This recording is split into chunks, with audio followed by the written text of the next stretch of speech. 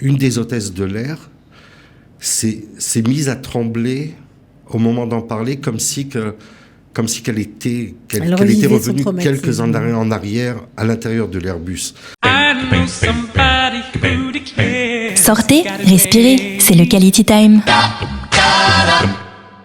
Qui ne connaît pas l'histoire terrible d'NTB, Mission NTB? On en parle aujourd'hui avec Jackie Eriachi qui sort en édition française une BD sur le thème. 27 juin 1976, le vol Air France reliant Tel Aviv à Paris est détourné par des terroristes. C'est comme ça que tout commence. Jackie Eriachi, bienvenue.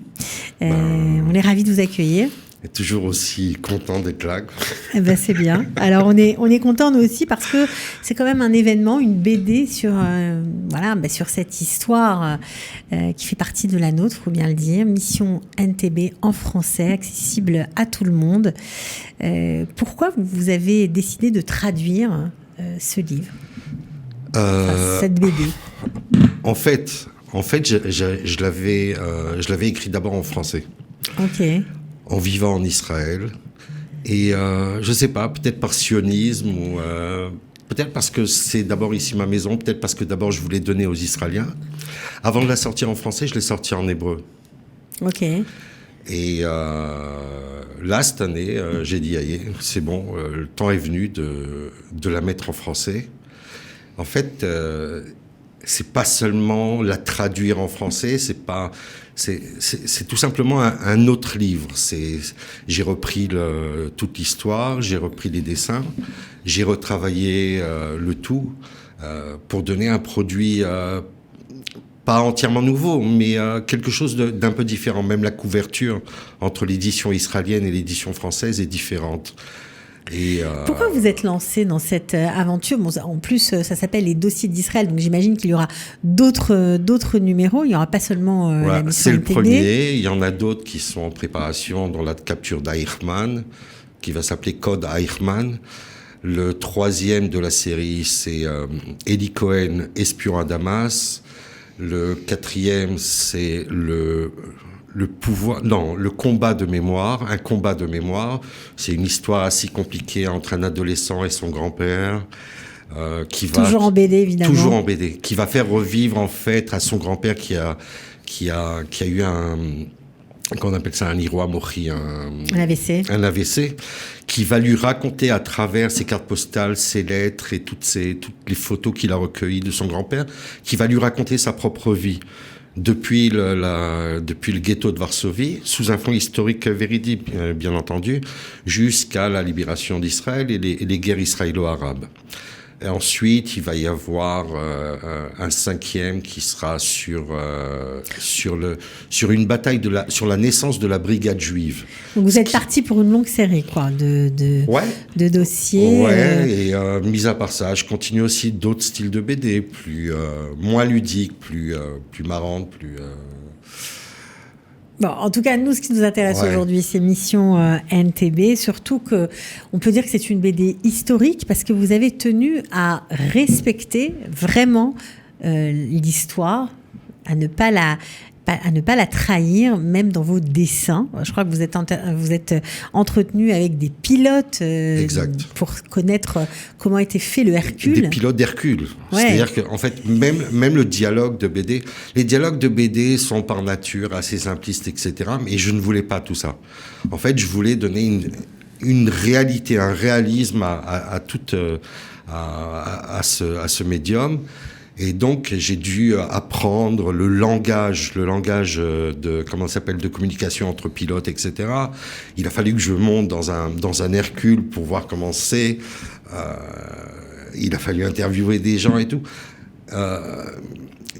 Une BD historique, c'est d'un côté, c'est simple, entre guillemets, parce que on est tenu d'une histoire qui est déjà là, et donc on n'a rien à inventer. On est sur notre propre rail, mais d'un autre côté, on ne peut pas inventer, on ne peut pas changer l'histoire. Changer l'histoire, C'est comme certains de chez ces types que j'ai pas envie de rappeler, comme les négationnistes, qui vont réécrire l'histoire, ou comme ces Égyptiens qui l'ont effacé sur leur pyramide. Ouais. Oui, parce que j'en suis obligé. Je veux dire, si demain je sors une BD sur un super-héros, je peux écrire n'importe quoi. Mais là, c'était pas le cas. N'importe quoi. Bon, bien qu'on avait quand même un super-héros dans l'histoire, mais... Ouais, comme Yoni Netanyahu, d'ailleurs... La petite anecdote, lorsque la BD était sortie en hébreu, elle est arrivée aux mains de Bibi, qui était alors Premier ministre. Pas là, mais avant ça. Je sais pas combien de fois il a été Premier ministre, celui-là. Plusieurs fois. Bon, enfin, bref. Et il s'est mis à pleurer. Et l'éditeur m'a appelé, il m'a dit, il va à tout prix te rencontrer. Malheureusement, c'était juste avant que Saal devait rentrer à Gaza, je sais plus pour quel truc. C'était à peu près il y a 10 ans de ça. Et le fait de savoir que son propre frère, en lisant la BD, s'est mis à pleurer, ça a été... On peut pas dire une victoire parce que... Non, mais ça veut dire que vous avez approché une vérité. Voilà. C'est que j'étais assez proche de tout ça. Comment vous avez fait? Vous avez, à part, j'imagine, vous êtes renseigné sur des livres d'histoire qui racontent la bataille d'Entebbe, mais vous avez eu d'autres sources? Alors, plus personnelles? Aujourd'hui, c'est vrai que c'est très simple. C'est beaucoup plus simple qu'avant lorsqu'on veut chercher lorsque des recherches iconographiques, etc. Il y a Internet. Mais Internet ne suffit pas toujours pour avoir un ressenti réel de ce qui a pu se passer. Aussi bien du côté militaire que du côté de ces gens qui ont vécu cet enfer à Entebbe. Et donc, c'est rencontrer des gens, c'est les pousser à parler sans avoir trop à pousser. Parce que certains, une des hôtesses de l'air s'est mise à trembler au moment d'en parler, comme si qu'elle était revenue quelques années en arrière à l'intérieur de l'Airbus. Donc il faut faire très attention à tout ça. Par exemple, dans le livre que je prépare pour bientôt sur Eli Cohen, j'ai pas trouvé mieux que parler avec son frère. Parce que, par exemple, pour l'histoire de l'espion, il y a le côté espionnage, le côté un peu James Bond, etc. Mais il y a surtout le côté humain. Et d'entendre de son frère comment était son grand frère, comment est-ce qu'il était lorsqu'il venait Shabbat à la maison, etc., lorsqu'il était avec sa femme, ça donne autre chose, ça humanise le personnage, ces gens. Ça humanise le héros. Oui, c'est plus des super-héros, comme on appelle ça, en côte de fer, en ultra moulant, etc. Mais ce sont des héros qui nous ressemblent, qui sont de chez nous. Et d'ailleurs, on parle de Yoni qui est tombé là-bas. D'ailleurs, ça a été le seul soldat qui est tombé. Il y a un deuxième qui a été blessé, mais blessé assez gravement, qui s'appelait Hershko. Mais tout ça, c'est des héros. C'était des types de 20 ans comme ça, à qui ils n'avaient pas le choix. C'était, tu montes 4000 kilomètres sans même savoir si tu pouvais arriver là-bas, parce que en fait, entre Israël et l'Ouganda, c'était que des pays arabes, c'était que des pays comment ça s'appelle, qui interdisaient le vol. Puis même récupérer les otages. Mis à part le fait déjà de récupérer, incroyable. Il y avait les Israéliens sont les champions du bricolage. Ils ont fait réussir, par exemple, Benny Peled, qui était le chef de l'aviation israélienne, qui a réussi à faire piloter ces Hercules, qui sont des grosses machines. C'est l'équivalent du Boeing, du Boeing 707. Il a réussi à faire voler ces Hercules comme si c'était des avions de chasse. Il les a fait voler à ras, comment ça s'appelle, à ras le sol, à ras la mer Rouge, etc., sous les radars, pour ne pas se faire repérer. Il a fallu qu'ils trouvent le moyen de se ravitailler, parce que c'est 4000 km aller, 4000 km retour. Il y a eu le Kenya, etc. Bon, enfin, on le voit dans le bouquin, mais je veux dire, c'est... Est-ce qu'on peut découvrir l'histoire, et je pense aux enfants notamment, parce que c'est sous une forme assez accessible, en tout cas pour la jeunesse. Est-ce qu'on peut, à travers cette BD, Mission Entebbe, découvrir, apprendre cette histoire d'Israël? D'après ce que j'entends, lorsque je vais au salon du livre pour signer, etc., tous ceux qui viennent me voir me disent qu'ils ont énormément appris dessus.